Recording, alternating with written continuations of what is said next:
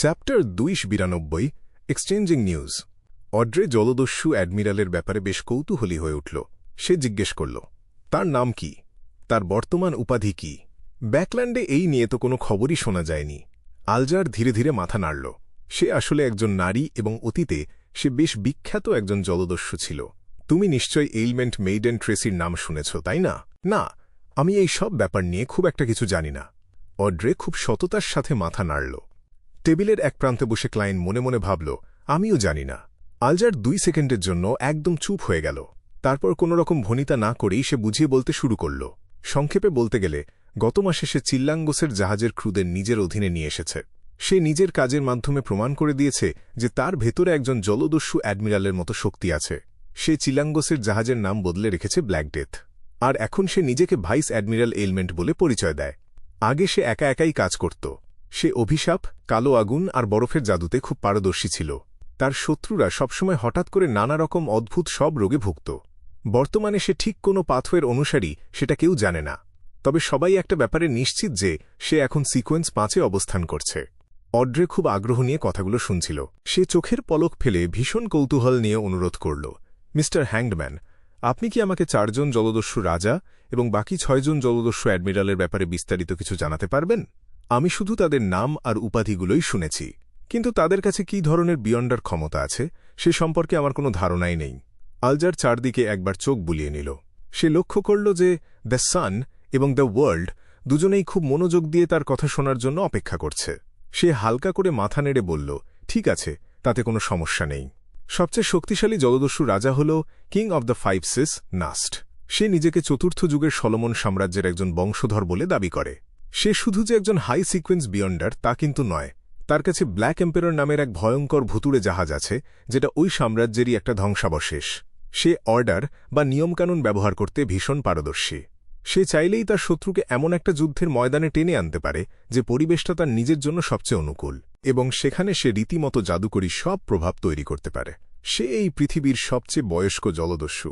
গুজব আছে যে তার বয়স 100 বছরেরও বেশি, এবং সেই রোজেল যুগ থেকেই সে এই 5 সাগরে দাপটের সাথে ঘুরে বেড়াচ্ছে। আসলে তার সঠিক বয়সটা যে ঠিক কত সেটা কেউ জানে না। অবশ্য অন্যান্য জলদস্যু রাজাদের তুলনায় তার সম্পর্কে অনেক বেশি তথ্য জানা যায়। ডন জাহাজের মালিকের ব্যাপারে আমরা শুধু এতটুকুই জানি যে তিনি একজন ভীষণ সুন্দরী নারী। তিনি একসময় একজন ওয়ারলক ছিলেন, আর এখন তিনি একজন ডেমিগড। তিনি নিজেকে কুইন মিস্টিক নামে পরিচয় দেন।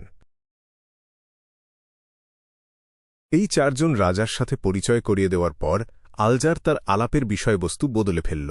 সে এবার বাকি 6 জন জলদস্যু অ্যাডমিরালের ব্যাপারে কথা বলতে শুরু করল। ব্ল্যাক টিউলিপের মালিক লুডওয়েল একসময় কিং অব দ্য 5 সিসের একজন অধীনস্থ কর্মচারী ছিল।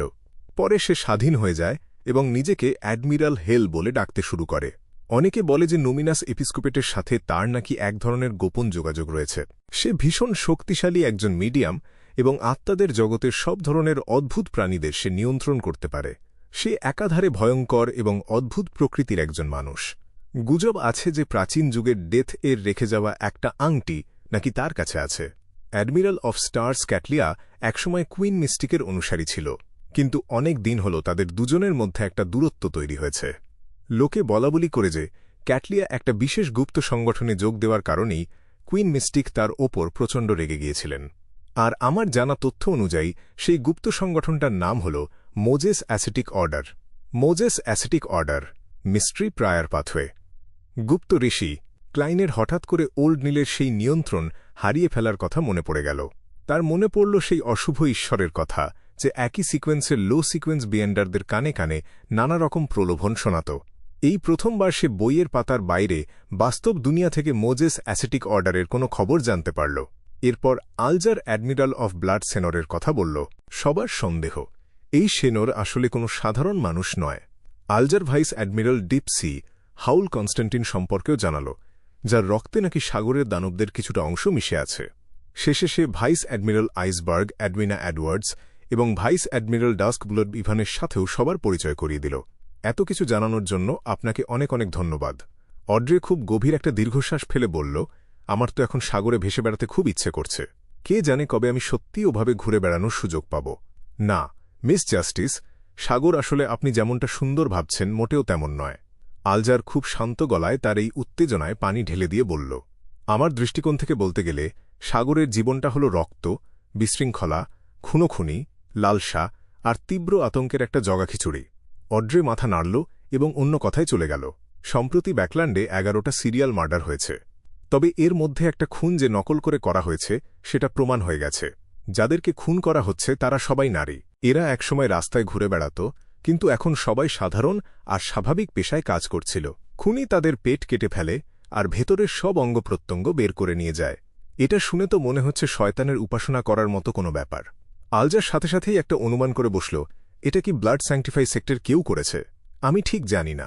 খুনিকে এখনও পর্যন্ত খুঁজে পাওয়া যায়নি। অড্রের খুব ইচ্ছে করছিল একজন সত্যিকারের গোয়েন্দা হয়ে উঠতে। তার মনে হচ্ছিল সুশিকে সাথে নিয়ে সেই অভিশপ্ত খুনিটাকে সে নিজেই ধরে ফেলে। ঠিক এই সময় ডেরিক ঘোরগ্রস্তের মতো হঠাৎ করে বলে উঠল, আমি এই ধরনের আচারের কথা জানি। সে জানে? হ্যাঁ, ঠিকই তো।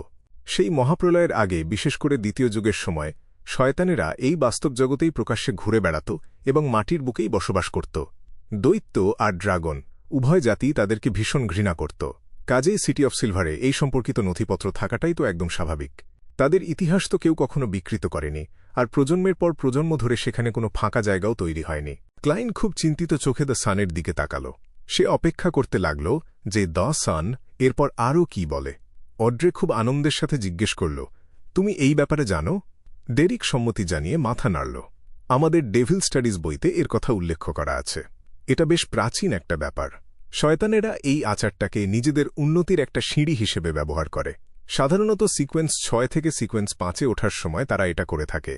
অড্রে অবাক হয়ে জানতে চাইল, তার মানে এটা কোনো শয়তানকে খুশি করার জন্য কোনো অনুষ্ঠান নয়, বরং এটা শয়তানদের নিজেদেরই ওপরে ওঠার একটা আচার? ডেরিক খুব গম্ভীরভাবে উত্তর দিল, একদম ঠিক। অ্যাবিস পাথওয়ের সিকোয়েন্স 6-এর নামই হল ডেভিল, আর ঠিক এভাবেই ওই পুরো জাতিটার নামকরণ করা হয়েছে।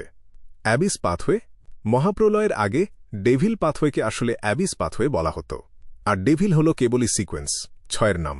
তাহলে কি সিকোয়েন্স 0-এর নামই অ্যাবিস? ক্লাইন আরও একবার দ্য সানের আসল মূল্যটা বুঝতে পারল। ইতিহাসের খরস্রোতা নদীতে কত জ্ঞান আর রহস্য যে হারিয়ে গেছে তার কোনো হিসাব নেই, কিন্তু সিটি অফ সিলভার এখনও সেই অমূল্য জ্ঞানগুলোকে সযত্নে বুকে আগলে রেখেছে। ওহ, তাই নাকি? অড্রে এমনভাবে মাথা নাড়ল যেটা খুব একটা বোঝাই গেল না। মিস্টার সান, আপনি কি এই আচারের একদম খুঁটিনাটি সব নিয়মকানুন সম্পর্কে জানেন? ডেরিক মাথা নেড়ে বলল, এর জন্য অন্তত 13 জন মানুষের দরকার হয়, আর সবচেয়ে বেশি হলে 49 জন লাগে। আচারটা যত নিখুঁতভাবে শেষ করা যায়, তাদের ওপরের ধাপে ওঠার সম্ভাবনাও ঠিক ততটাই বেড়ে যায়। 2টো খুনের মাঝখানে অন্তত 3 দিনের একটা বিরতি থাকতেই হবে, তা না হলে খুব সহজেই তাদের নিয়ন্ত্রণ হারিয়ে ফেলার একটা ঝুঁকি থাকে। তবে এই বিরতিটা কোনোভাবেই 9 দিনের বেশি হতে পারবে না। 9 দিন পার হয়ে গেলে পুরো আচারটা বাতিল হয়ে যাবে এবং আবার নতুন করে শুরু করতে হবে। যতবার একটা করে খুন হবে আর আচারের একটা অংশ শেষ হবে, ঠিক ততবার শয়তানটা সেই শিকারের ভেতরের অঙ্গপ্রত্যঙ্গগুলো খেয়ে ফেলবে, আর এরপর থেকেই সে ভীষণ হিংস্র আর রক্তপিপাসু একটা অবস্থায় চলে যাবে। সে তখন চারপাশের সবারই ক্ষতি করতে চাইবে।